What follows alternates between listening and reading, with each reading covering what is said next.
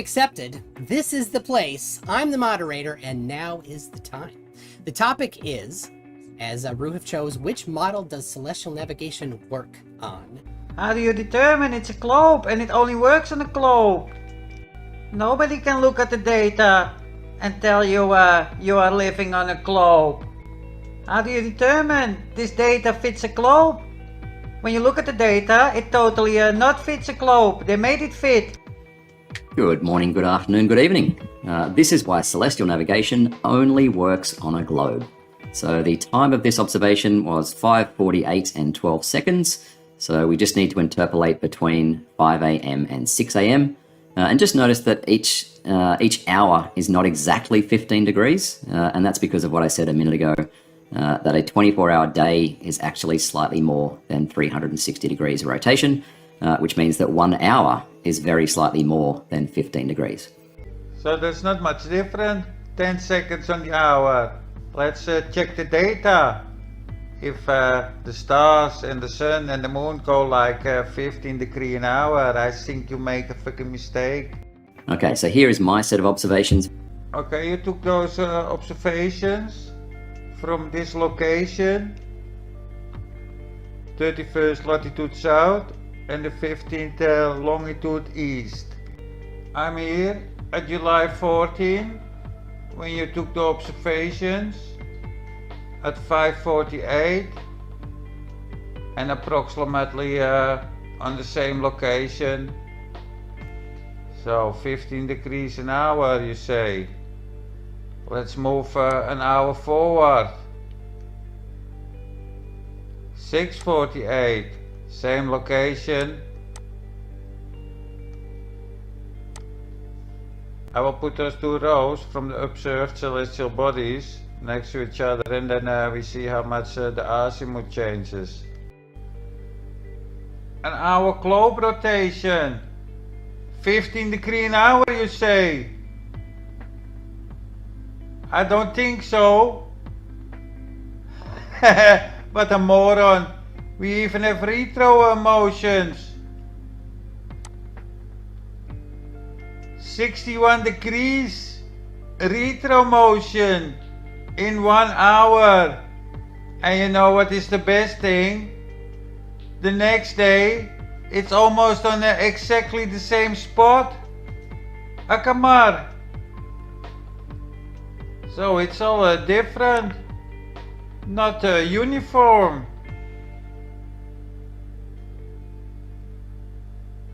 And they're all on the same spot the next day. It looks like a miracle. We have used the sun as an example, but the apparent motion is common to all celestial bodies. Each hour is not exactly 15 degrees, and that's because of what I said a minute ago, that a 24-hour day is actually slightly more than 360 degrees of rotation, which means that 1 hour is very slightly more than 15 degrees. This first row show a nice steady 15 degrees an hour. But that's the computed sun that makes the Earth go round. The apparent motion of the sun is not uniform. For this reason, it would be difficult to construct a clock capable of keeping this irregular time. Therefore, a mean or imaginary sun is used. This mean sun is assumed to have a uniform rate of motion with respect to the Earth, and that rate of motion is equal to the average rate of the apparent or true sun during a year. Average rate during a year, not even a day. Oh, by the way, this is a US Navy video, an old one. So you must know these are the observed celestial bodies. Those apps here don't use the virtual sun that goes 15 degrees around. These apps use the FLATTEN, the observed sun's location that people see in the sky. And as you can see, it never goes with 15 degrees an hour. FLATTEN, the real celestial bodies. And these Greenwich hour angle Those are the computed celestial bodies. They go perfectly round. This is the mean sun, the fake sun, the virtual sun, the mean moon, virtual moon. These are the real ones. We observe. Yeah. We imagine the celestial bodies on the celestial sphere to rotate from east to west. The rate of motion is 1 degree of arc every 4 minutes, or 15 degrees every hour, or 360 degrees every 24 hours. 4 minutes later, it will be 1 degree to the west of the prime celestial meridian. An hour later, it will be 15 degrees to the west, and so on. We have used the sun as an example. Here, 11 o'clock. On June the 21st, the observed sun have an azimuth of 45.7.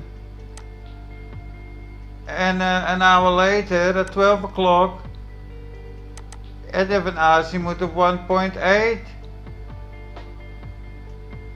I check different locations. Some do more and some do a little bit less.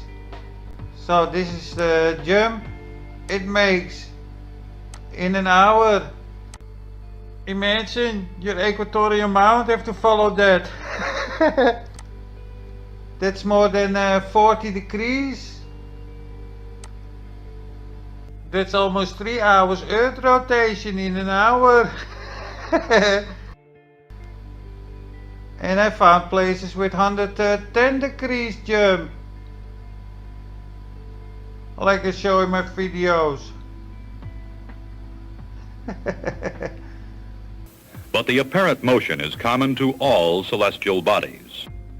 How can some Baltard determine he lives in a globe by looking at the observed celestial bodies? It's impossible on a globe to have a retro motion of 61 azimuth in 1 hour. So that means it travels like 6,000 kilometers an hour in the opposite direction. When you translate azimuth to globe rotation, it was 15 degrees an hour. So this is a 60 degrees an hour in the opposite direction. Here 14, here 4.1. Even your star, you observed it 14.3 in a retro motion.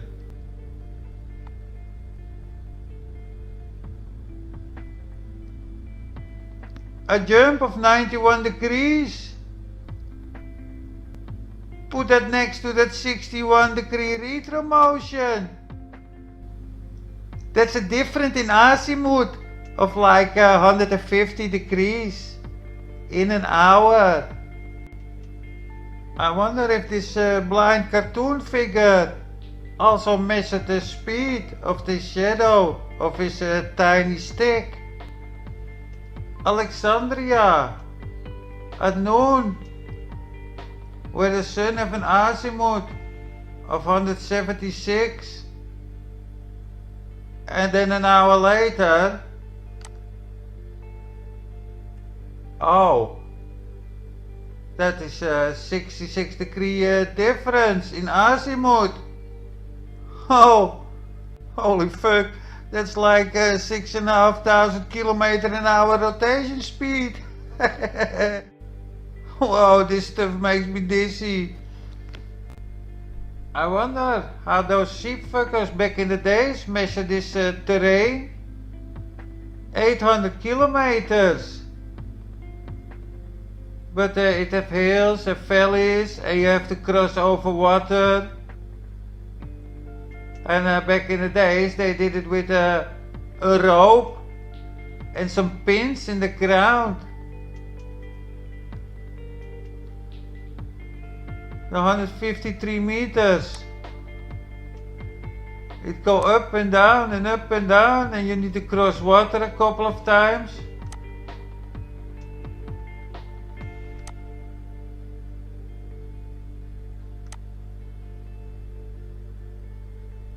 Here, 380 meters.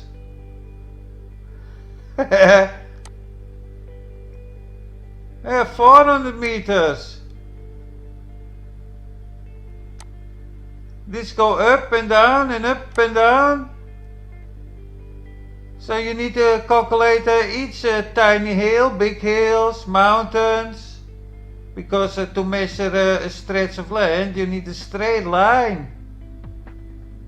When you cross a mountain the route gets longer, of course.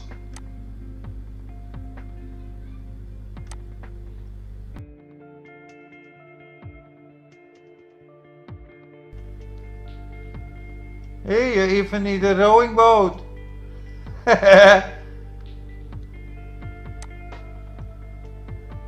And ropes to climb, and how do you take your donkeys with you?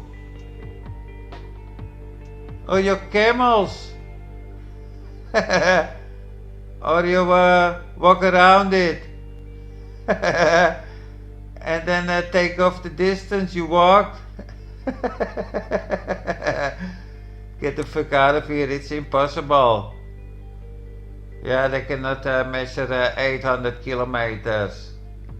That would be more like 1600 kilometers with this terrain.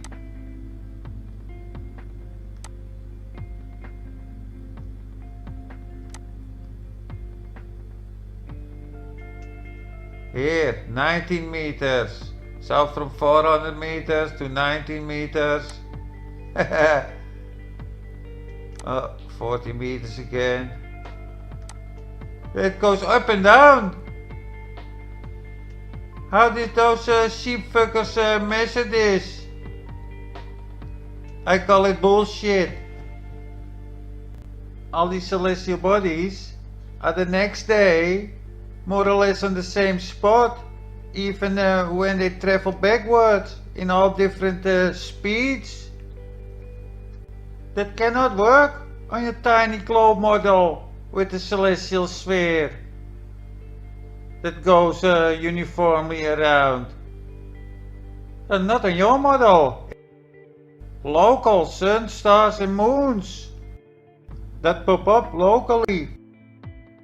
And you morons also claim that the lines to the celestial bodies from different locations are always parallel.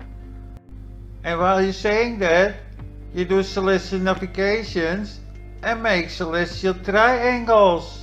And those lines to the celestial bodies in those triangles are never parallel. With these three factors, you can turn to your HO 249 site reduction tables to find two important factors.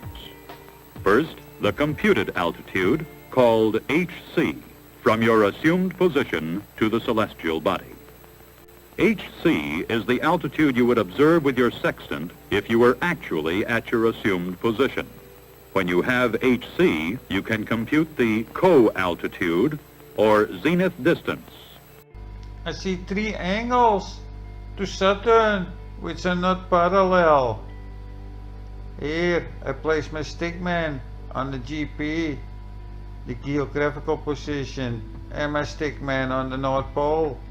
Oh look, those lines are never parallel, of course. This gives you the linear distance from the GP of the celestial body to your AP. Or, in other words, the radius of the circle of equal altitude from the GP to your AP. Who can show me those lines are parallel?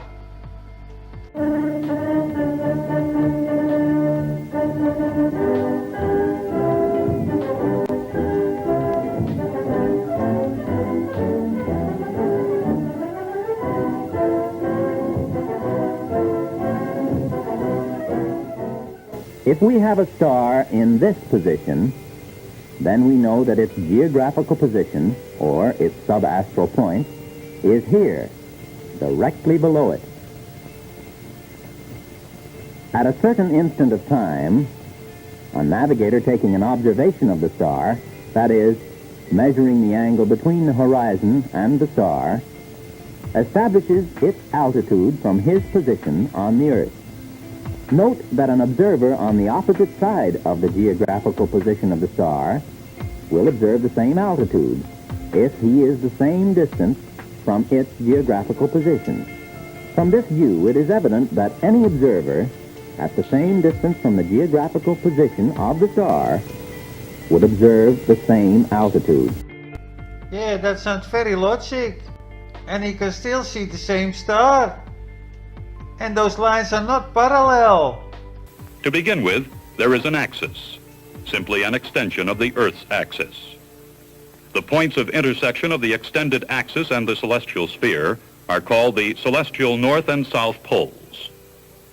Polaris, or the North Star, is approximately at the celestial North Pole, and the rest of the sphere appears to revolve around it.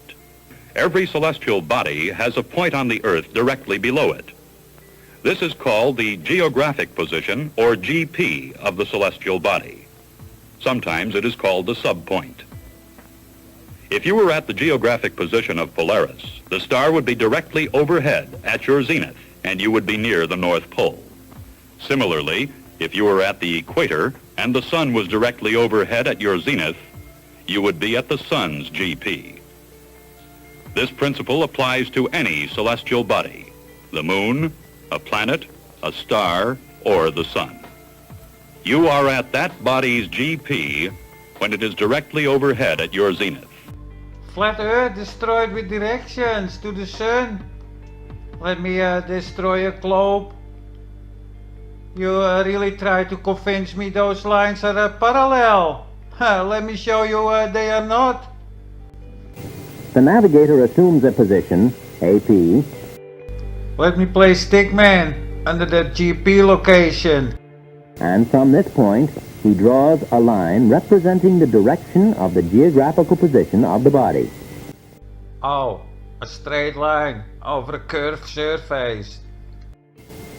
The direction of this line is determined by the azimuth of the body, which is one of the values computed when the astronomical triangle is solved. A line drawn through AP at right angles to this line There is no right angle to a curved line. represents a segment of a circle of equal altitude, on which he has assumed himself to be located. For this assumed position, represented by the ship, he computes from the solution of the astronomical triangle what the altitude of the body would have been at the instant at which he made the observation. So the star is just above Stickman's head. And the ship draw a line to that star. So are those lines parallel? So with celestial navigation we don't make a triangulation. You're just a moron like the rest, and now I get lost. You lost, piece of shit. No parallel lines? Do you have some more bullshit? So, the refraction correction is the calculated angular difference between the apparent position of the star and the actual position. That is, the difference between the angle at which the light comes into the lens, which is this projected line of sight, and the angle at which you would observe the star if there was no atmosphere, which would be a straight line between the sextant and the star. Okay, now the refractive index of air at the surface varies, but the typical value given is around 1.000280. And if we plug that into our formula and convert it from radians into arc minutes, so for Achenar, we get half an arc minute. This image is a little bit too exaggerated. Don't you think so, moron? So 0.5 arc minutes is 0.008 degrees. That's not really much, moron. And by the way, did you take account for this 25-foot high swell, which gives you a false horizon? Moron. And when you are with your tiny boat on top of that swell, you should use more dip correction, idiot. But it seems science don't take account for that, and you're nitpicking about 0.08 degree refraction. For Betelgeuse, we get 2.4 arc minutes, and for Canopus we get 1.2 arc minutes. Now we've made all the necessary corrections. Fucking amazing, bro, but you're not convinced me. This stuff works on your spinning retard ball. All we need to do is add them to the measured angles to get our true elevation or true altitude. So for the star Argonaut, you did like 10 arc minutes correction. That's like 0.17 degrees. Let's see how that look like in a 3D model. All the measurements on the star Argonaut. And this was the result. The bottom blue line was the GP line. The line to the GP of the star. And the top line is the one from the observation. So you did 0.17 degree correction. To what I must say? To that virtual star? No, it not even come close. Those lines should triangulate, according to your science. That's like 10 degrees in a different direction.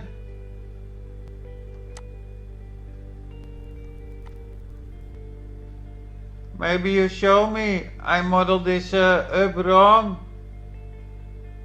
And then we compare your model with my model. Then I show exactly what I did here.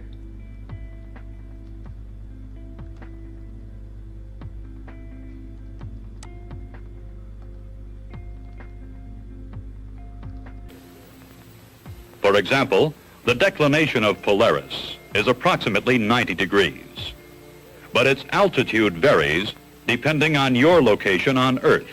Oh, again a triangulation. Astronomical triangles are not parallel lines. Yeah, it's not my science. I don't make this fucking shit up. It's your own shit. The farther you move away from the GP of a body, the smaller the angle of altitude. The closer you come, the larger the angle. You must recognize that the distances of space are so great that light from a celestial body arrives at the Earth in a narrow band of rays that can be considered parallel. Parallel, and at the same moment we can make astronomical triangles. Get the fuck out of here.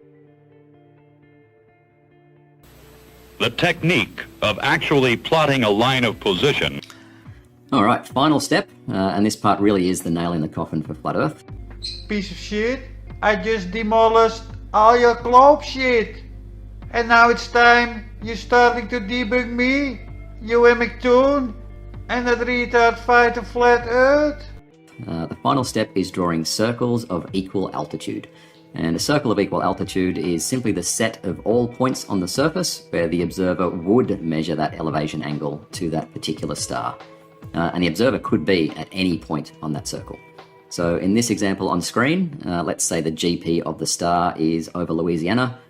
We need to find all the points on the surface that are, for example, 1,000 nautical miles away from the GP. The question is, what formula am I going to use? We just used a coordinate system, idiot. When plotted on a chart of the world with their geographical positions as a center, they would appear like this. Each circle is distorted on the Mercator chart due to the expansion of the latitude scale. You hear that from the US Navy? We used a coordinate system to do that, and not a map, a shape of a map. As long as a map has a coordinate system, you can draw up equal altitude. Equal altitude on a globe to Polaris. Equal altitude on a globe. Equal altitude to Polaris. It seems you don't understand equal altitude. To find your precise position on this circle of equal altitude, circle of equal altitude, circle of equal altitude, circle of equal altitude, circle of equal altitude. It seems your circles of equal altitude work better on what you call a flat Earth map. Circle of equal altitude on the Cleason's map. 10 degrees above the equator, Polaris, have more or less the same altitude for all these locations. Find your precise position on this circle of equal altitude. And then your tiny globe shit, they're going straight up. Yeah. How do you feel now, moron? Did I make you look stupid? Retard? Imbecile? You have a pretty big hook nose. I bet you're circumcised also. Piece of shit foreskin muncher. Here. Place on my poster. Place of honor. Piece of shit. Next to your friend. McToon. You don't want to show me your Navy pictures? And you don't want to tell me how you figured out the motion of the Earth?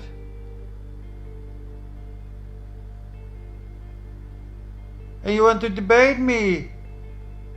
The debate is already over. Before it started. Fat fuck. You don't understand that?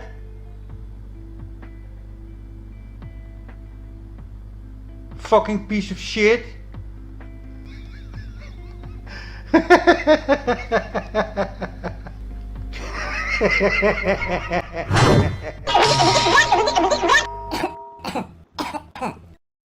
all, piece of shit.